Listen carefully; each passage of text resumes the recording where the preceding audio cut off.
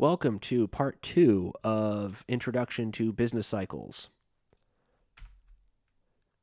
So, before we talked about some stylized facts with business cycles, we talked about different relationships between macroeconomic variables, and then we talked about the classical and Keynesian schools of macroeconomic thought.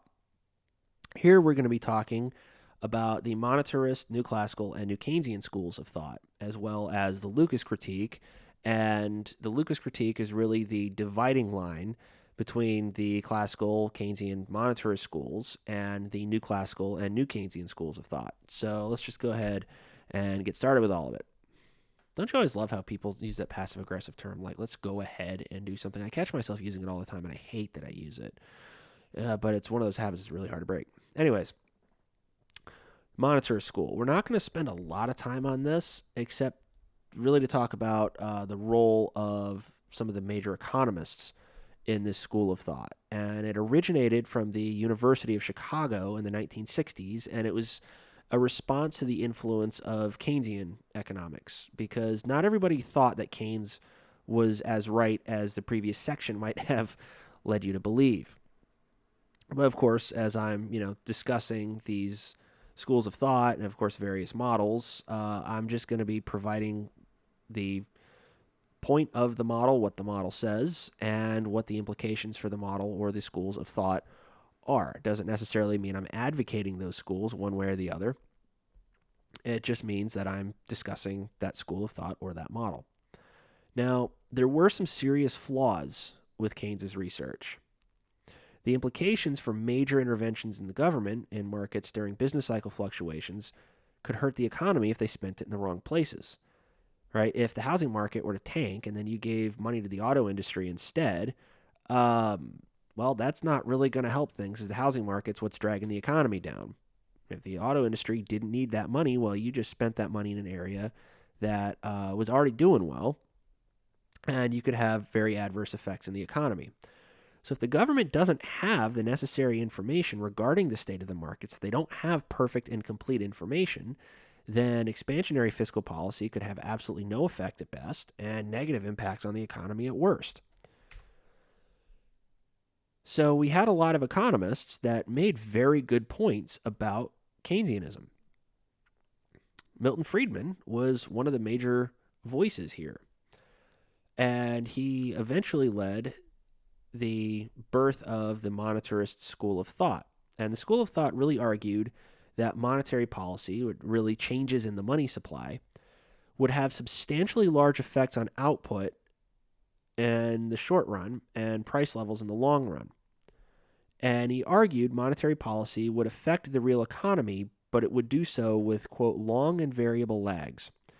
So if you increase the economy, it might take a while to see these effects really ripple through the economy. It's not like, well, if you increase the money supply, then output's going to increase today. It may begin to increase over the next quarter, but you probably won't see like a marked change in output for at least a quarter.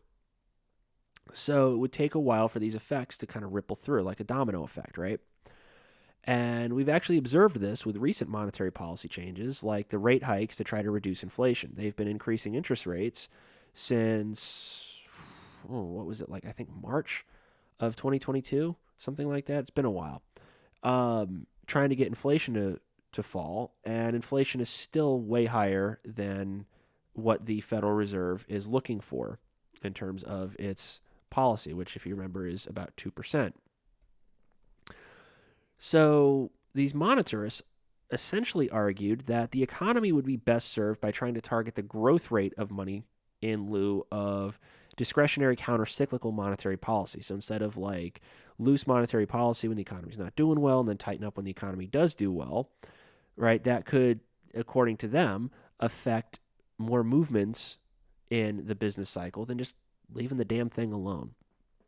So what they wanted to focus on was more long-run stability in prices, and maybe not completely ignore the business cycle, but ignore it a little bit, and try to have just a nice stable growth rate of money that would generally be predictable and thus affect price stability, or we'll say encourage price stability. And of course, this led to a major argument between Keynesian and monetarist economists over exactly how much discretionary policy the central bank should be given. And I'm actually really excited to get into rules versus discretion later on in this course. It's a really, really fun topic. Keynesians basically thought the central bank would work best when it was allowed to really just do whatever the hell it wanted. And I'm kind of being a little hyperbolic here, not whatever they wanted, but the Keynesians essentially felt that having more discretion given to central banks would improve the state of the economy and thus smooth out the business cycle.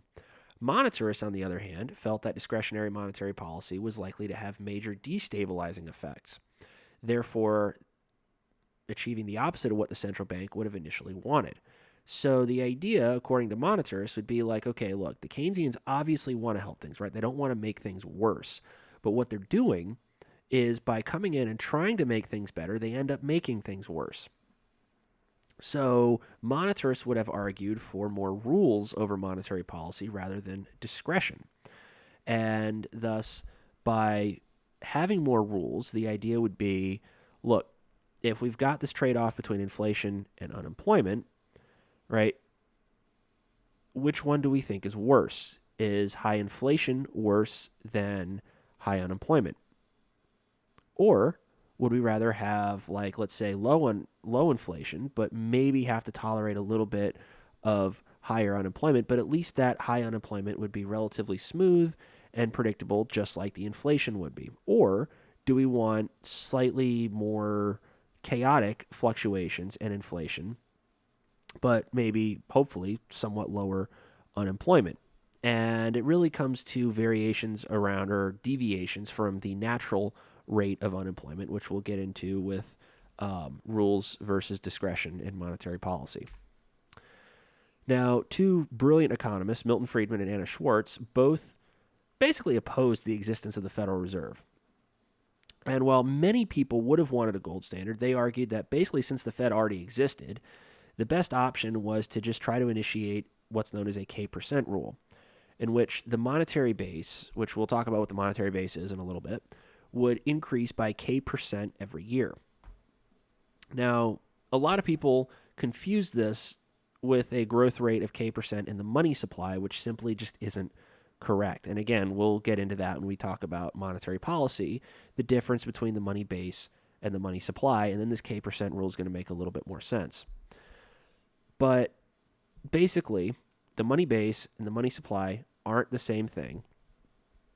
And the Keynesian and monetarist schools of thought fought neck and neck for a while. And eventually, both schools had some major shortcomings that got exposed, and everything changed pretty much overnight when it comes to macroeconomic modeling. Because these two schools, like I said, had some pretty serious issues with their modeling approaches. What they would do is they would use like this gigantic system of equations to try to model the entire economy, and it had some serious problems. For one, computing power was extremely expensive at the time. Two, these modeling approaches, especially the Keynesian modeling, would use kind of like a top-down approach, and it would look at these aggregate variables that were kind of assumed to have existed in like this ad hoc fashion. And these problems arose because these statistical models weren't including quote-unquote deep parameters like preferences. What I mean by preferences? Well, like household preferences, because, the economy is an aggregation of households, right? Well, if we're not explicitly modeling the household, are we really doing it right? Furthermore, the other side of the economy is an aggregation of firms. But if we're not modeling the way the firms are operating at the individual level, again, are we really doing it right? Either way, these results could be a little suspect. So maybe we needed to include these deep parameters, like preferences.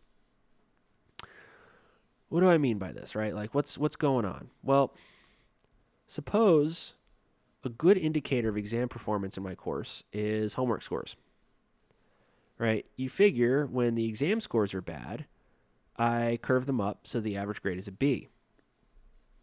After a while, you begin to expect that whenever homework scores aren't doing so hot, the test scores are also going to be bad.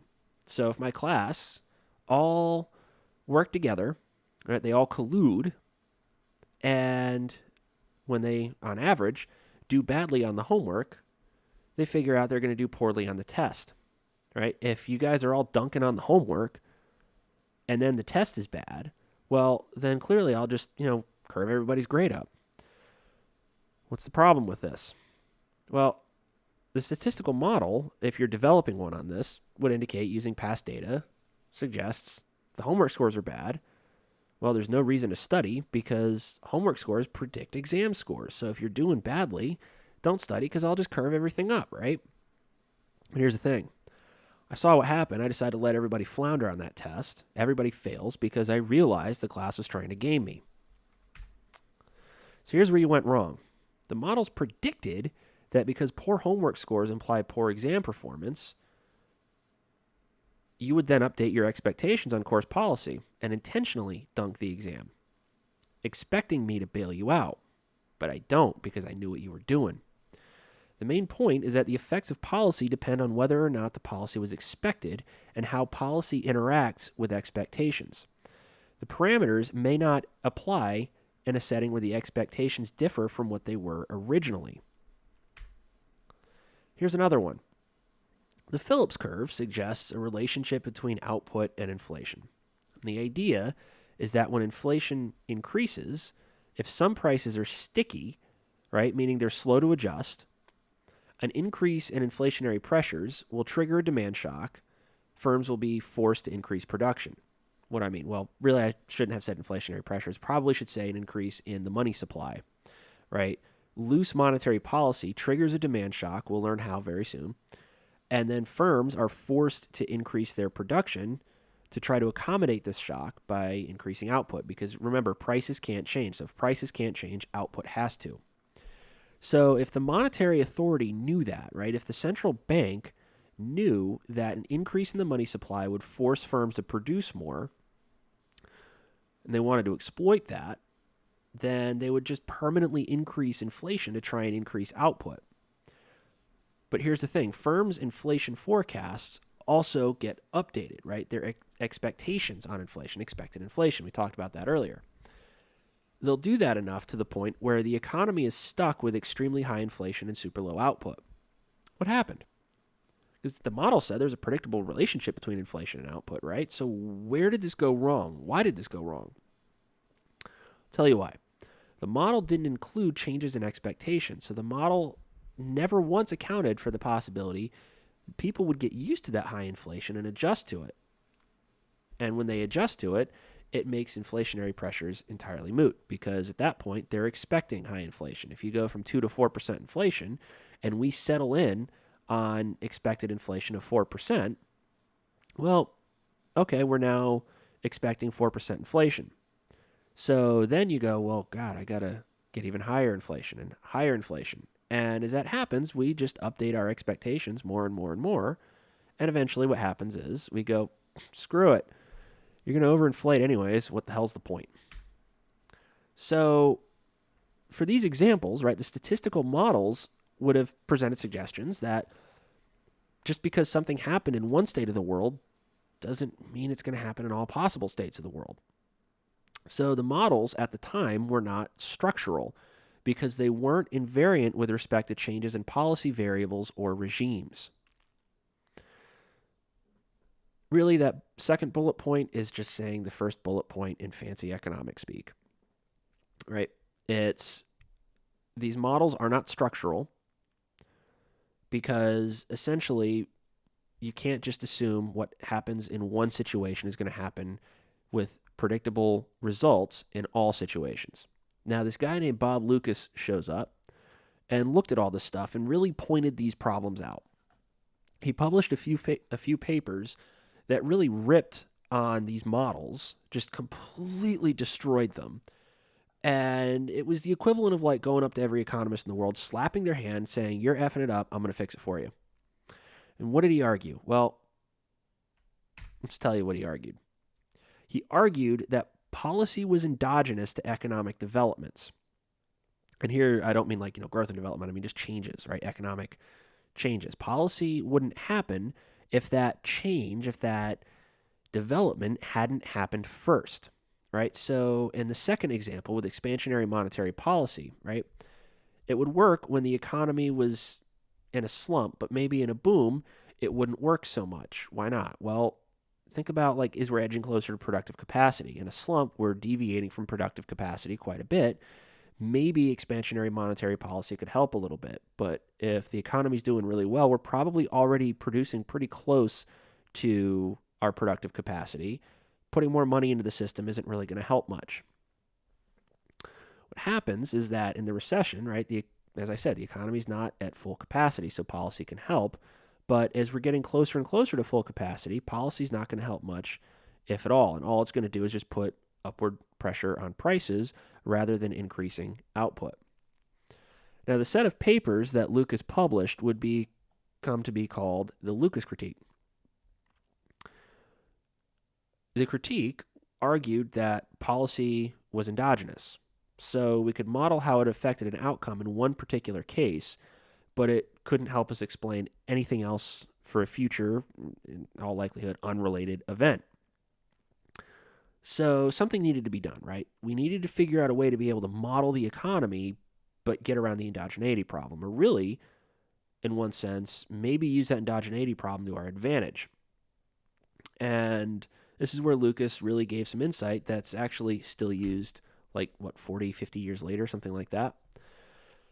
He argued that macro modeling basically sucked because it lacked micro foundations. A micro-founded model includes things like households. It has a representative household to account for individual people in the economy. It also includes firms, individual firms. And this modeling assumed that households had what's known as rational expectations, in which households knew what the government and central bank would want to do. So they're already prepared for it, right? If the central bank has a dual mandate to try to keep inflation and unemployment low, right? Well, we know what their incentive structure is, so we're going to be prepared for whatever changes there are to Fed policy, because really, we know what their motivations are. So if you think about it like in a game theory approach, right, between, say, just two players, under rational expectations, players know what every other player's incentive is. So they're prepared for what the player is going to do before they even move. So let's say if, let me think of an example. Okay, here's a relatively inappropriate example, we'll say. Let's say you're hanging out with somebody, you want to be friends, but you know that they become a violent sociopath and they drink too much. Well, if every time they drink, you know they're going to get violent and try to fight you, you're probably not going to want to hang out with them. Thus, you know what they're going to do. You're prepared for whatever they're going to do before they even do it. Now, if we were not to assume rational expectations, we would assume that agents had what's known as adaptive expectations, where they would update their expectations after other players moved. So they could possibly be tricked at first, right? But they would learn after that. Kind of a fool me once, shame on you, fool me twice, well, shame on me, fool me three times, I don't know, whatever George W. Bush said. Rational expectations didn't mean they could never be surprised. All it says is that the only surprise would be the one that ends up going against what that one player would ever want, right? So if it goes against what your incentives are in the first place, well, then it's going to surprise you because it's like, whoa, I really didn't see that one coming at all. After the household was modeled, what we would then do is add a constraint. This constraint basically used a couple of different equations that would all be combined into one, in which the sources of funds that the household brought home would be equal to the use of funds that the household spent. And the model would solve for an optimal consumption savings path. And if it was done per person or like per household, then it could be aggregated upward, and that would describe how the entire economy worked. And this is what was known as a general equilibrium model, because it accounted for every market, and it would thus close out, meaning explain everything, and we could use it for policy analysis. But, the Keynesian models already tried to do that for every market. They explicitly did it, and it didn't work out too well because they tried to actually go, okay, well, this market does this and this market does that. And, well, like the housing market will do this. And then, if like the housing market in this area does this, then, maybe in this other area, the housing market is going to do X. Like, what if we just assume there were two kinds of markets, consumption and investment markets, right? And we kind of lump everything into one of those two things. Well, GDP already has C and it already has I in it. So why not just split the entire economy into those two subcomponents? Well, fortunately, that's exactly what they did. They boiled down that massive system of equations they were dealing with down to like a few, really like two or three. And when the whole thing got solved out, the economy was in an equilibrium. And then when they took care of that, right, the question was then what happens if the equilibrium gets disturbed? And that's where the uncertainty term comes in. The uncertainty term was called a stochastic error term, and it followed some probability distribution. And that allowed economists to apply shocks. It provided us with a source of shocks to the model to then see how everything would initially respond and then return to its steady state, if it returned to its steady state. These models were called dynamic stochastic general equilibrium models, or DSGEs for short, and they're still used today. And they let macro go from basically being this incredibly flawed set of models that couldn't predict shit to a really good set of models that were remarkably effective. And this led to the birth of the real business cycle, or RBC model, which was the first class of DSGE macro models. And that's the model that we're going to talk about first. The RBC model used micro foundations to model the economy that was considered to be free of a lot of these informational problems and other sources of inefficiencies.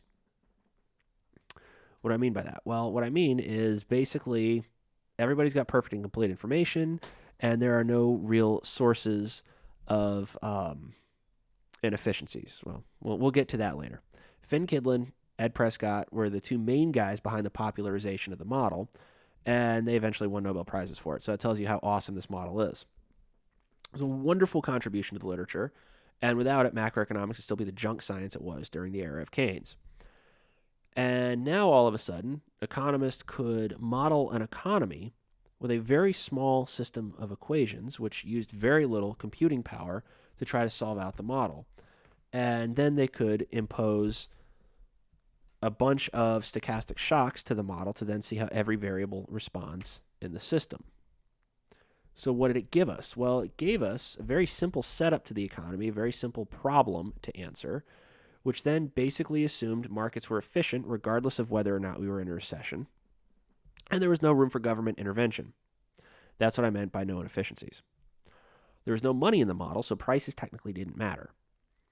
There was no impact of monetary policy, so whatever central bank did, the economy would immediately adjust. So there were flexible prices as opposed to sticky prices. So I'm not saying prices weren't included. I'm just saying they didn't really matter so much because they responded so fast. It's assumed that every market that there was perfectly competitive. And there was only one source of shocks the model could adequately explain, which was that total factor productivity term, that little AT thing that you guys have seen so much at this point.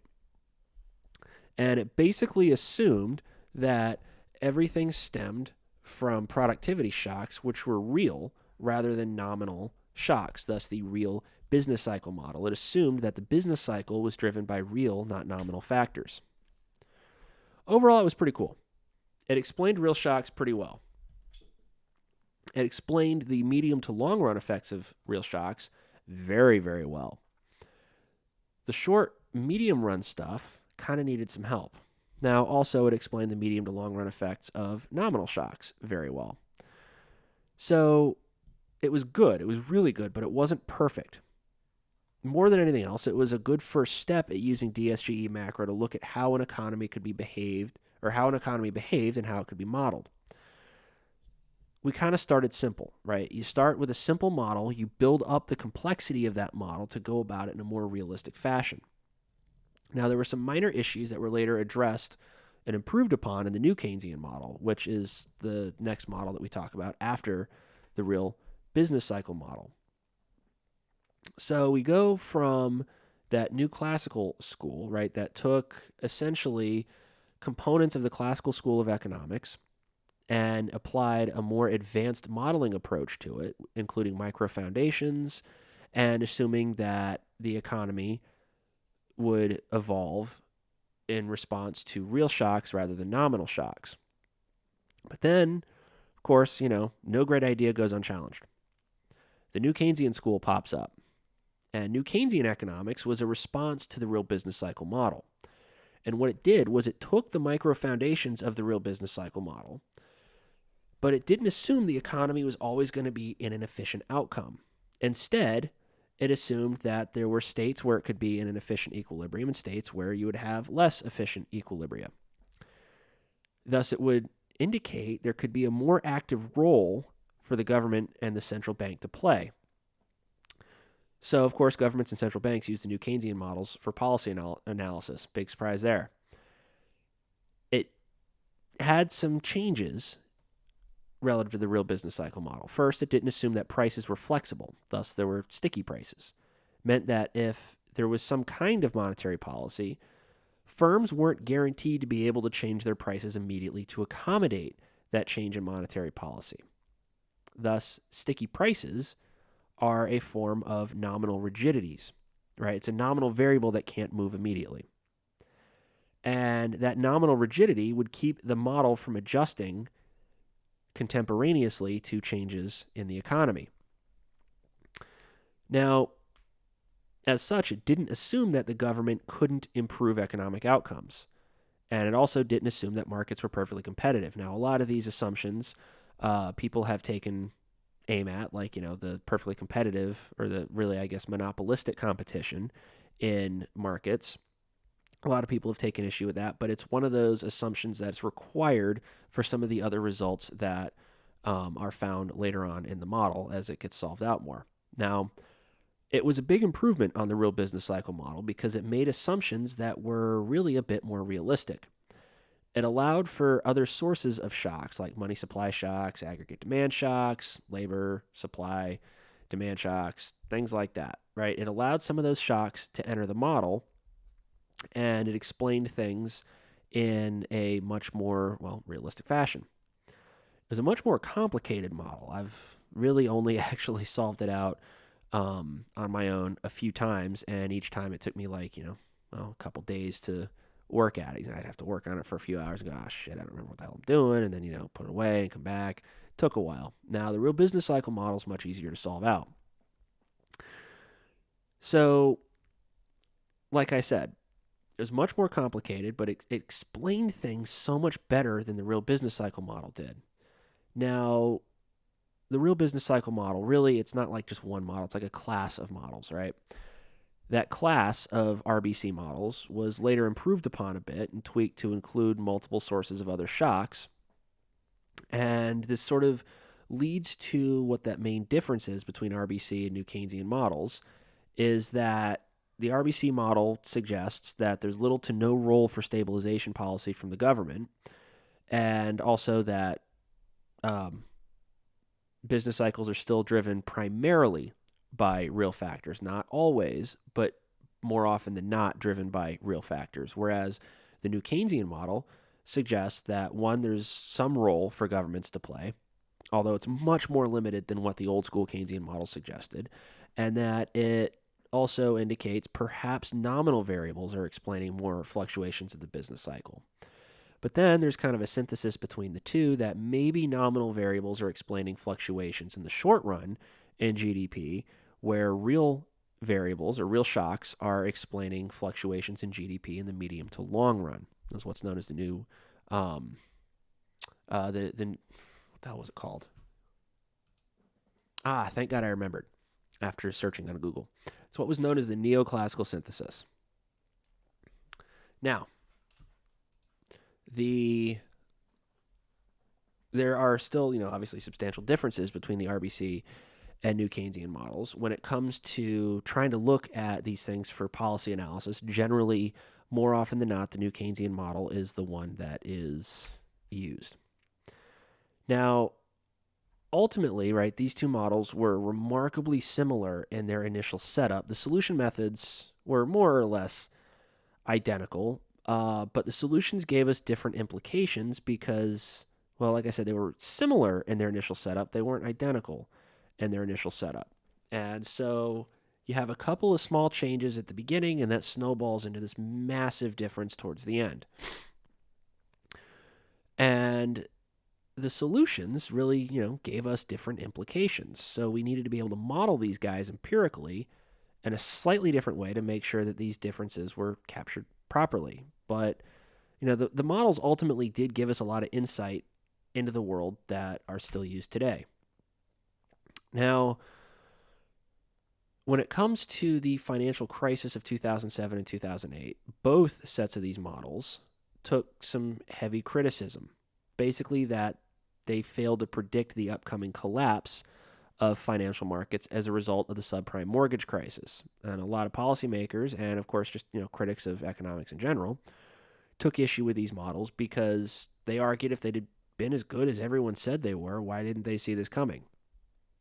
And again, it's very easy to criticize, much more difficult to actually build on some things. And the reason's not that simple, but ultimately, these models were only solved out for a small amount of variation around their solutions, and any major deviations from that solution would cause the model to fall apart. So it wasn't so much a weakness of the model itself as these critics of the DSGE models wanted to have you believe. It's just kind of, well, we weren't really expecting major deviations in the way that the financial crisis of 2007, 2008 occurred. Had we developed the models in that way, of course, yeah, it could have shown that relatively easily. And models since then have been improved upon, and going back and looking at the effects of the financial crisis of 2007, 2008, and of course, all the events leading up to it, when that is appropriately put into that modeling approach, well, yeah, actually, DSGE models work very, very well at showing what happened after the financial crisis. So really, it was just shown that we were using the wrong set of tools in these models to get any sort of policy implications, right? Using a vacuum to try to cut the grass. But besides making all your neighbors think that, you need to be severely medicated and or institutionalized, it's also going to have you with grass that doesn't look the way that you wanted. So nobody claimed that these models were like 100% accurate, right? No one said that they could always predict huge swings in the market. They're just good at finding answers for a set of questions. And critics learned that if we weren't asking the right questions, then the models wouldn't give us the right answer, right? It's like getting mad at a mommy van because it can't outrun a Ferrari. Now, this is where we're going to wrap up Chapter 8. Business cycle macro ultimately is really the more interesting field in the discipline. Growth's kind of cool. Don't get me wrong. There's really fascinating implications from growth models, but it really requires you have to wait a long time to be able to analyze any major policy changes. So pretty much anything that happens in your lifetime, you're not really going to be able to model unless, you're like 60, 70, 80 years old. And you're like, oh, I remember when that happened. Oh, I finally have data for it. So, if we want to know how the most recent financial crisis and ultimately, the recession affected long-term growth, well, you're going to have to wait a while to really see. Business cycle macro, on the other hand, lets us look at what the responses were over a much shorter time span, right? There were publications that came out on the effects of monetary policy responses to the financial crisis in like 2010, right? Less than 2 years after the crisis. Those were empirical studies. The theoretical studies came out very, very quickly afterwards. But, studies have also been coming out on the effects of policy interventions during the COVID pandemic, and that was only 3 years ago. So, wrapping up now, we're going to talk about the real business cycle model, and we're going to compare the similarities to the solo growth model.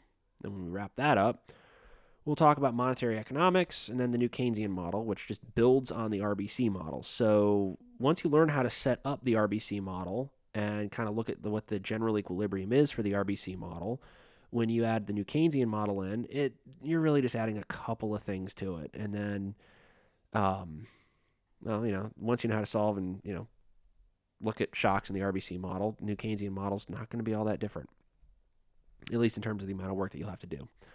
And once we finish that, we'll talk about the financial crisis of 2008, monetary policy responses to it. That's actually what all of my dissertation research was in, so that's, why we're going to be focusing on that. And then, if we have time, we'll talk about COVID. So that wraps up chapter 8. Thank you for watching all this stuff. And chapter 9 starts shortly.